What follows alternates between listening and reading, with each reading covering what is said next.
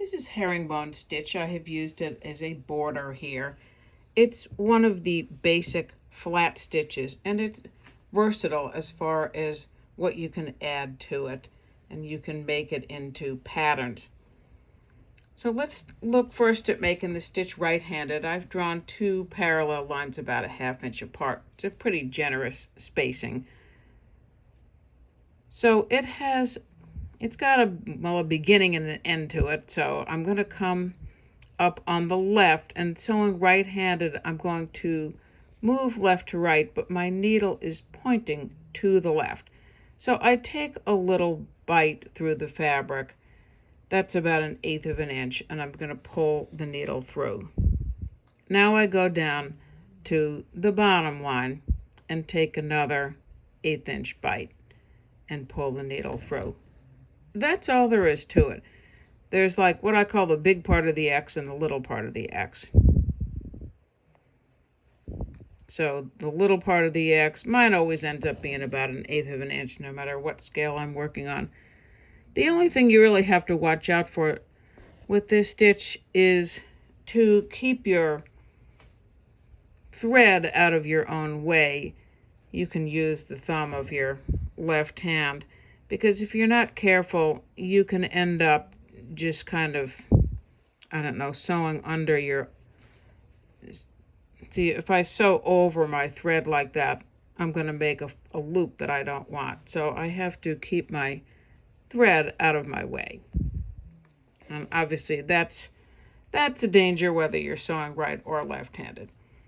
So looking at the left-handed version of this, of course, now we have to go right to left, and instead of the needle pointing to the left, we have to have the needle pointing to the right.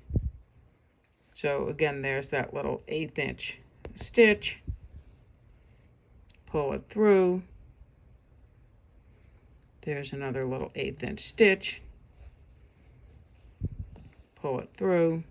And see, we have to keep track of the thread on this the same way. Often I end up kind of flipping my thread, top to bottom, bottom to top, because otherwise you can lose track and end up crisscrossing and making that loop that you don't want. So now let's look at some of the variations again quickly. Here are a couple of them stacked up together, and I've threaded it with different types of threads. There's the basic one. As a bonus, for those of you who like math, I want to talk about how to plan your own stitching if you're going to put this on something where you have a specific space you want to fit it into. So some of you can leave the video at this point if you hate math. But you'll notice this, what's the beginning? Here's the beginning of each stitch, and then here's where each one sinks down. The math problem comes in with this little 1/8 inch spacing.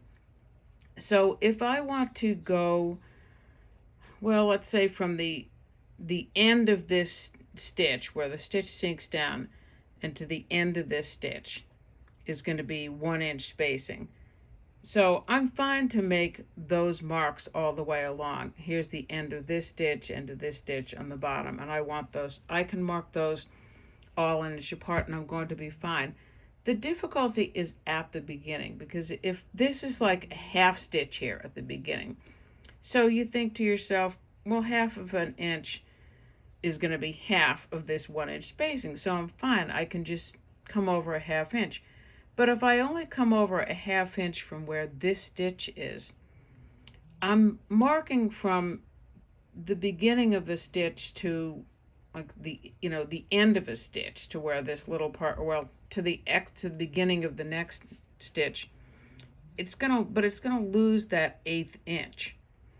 So what I really want to think about is, I like to imagine this is where the previous stitch really would have ended, and this is where the stitch is ending on this one. So I don't want to measure like from a beginning to an end, or beginning, I have to keep track of the fact that here I'm at a beginning and here I'm at an end, if that makes sense.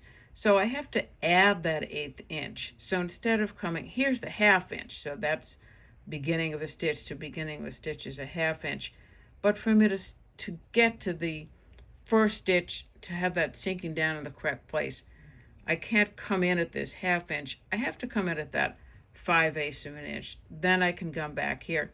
Same thing down here on the bottom. Now here's a beginning and here's a beginning. This measurement has to be the inch. So to get this sinking down at the correct place, I have to add that 1/8 of an inch. So it's 1/inch of an 1/8. I'm sorry to those of you who find math to be, a bit of an agony, but this will help you understand why is it if some of your spacing just looks a little stretched out or a little bit compressed. And my sister doesn't fool with this. She just has the ability to eyeball it perfectly every time, which I just find completely infuriating. But, that's a separate issue. So one of the things that I absolutely love about this stitch is that it creates these little X's and big X's. So you can add other stitches in there. You can add threads. And so here I've added extra little stitches in between the big part of the X. And here I've put some stitches, some lazy daisies in the little part of the X. And that's one of the reasons that I absolutely love this pleasant, relaxing stitch.